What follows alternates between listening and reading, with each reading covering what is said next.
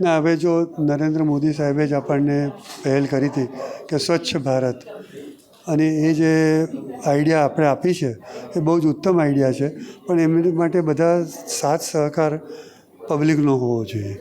તો એમાં જે આ સ્પાર્ક ટુડે જે અભિયાન શરૂ કર્યું છે સ્વચ્છતા વધારવા માટે, એ બહુ જ આવકાર્ય છે, કારણ કે એ ગ્રાઉન્ડ લેવલે લોકોમાં આ જાગૃતતા આવવી જોઈએ અને એમનો સહકાર મળવો જોઈએ.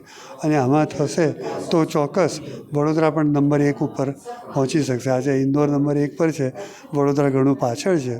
અને એમાં કોર્પોરેશનનો તો મોટો ભાગ હોય જ છે, એમને જે કરવાનું કરવું પડે, પણ આપણે બધા નાગરિકોએ પણ એમાં આપણે આપણું કર્તવ્ય કરવું પડે. અને એમાં આજે મીડિયાની હાઉસીસ છે એમનો બહુ મોટો ફાળો હોઈ શકે અને એનાથી ઘણું વધારે પ્રગતિ થઈ શકશે. શું નામ સર આપનું? Doctor Sanjay Pandit, vice president સુકલમ.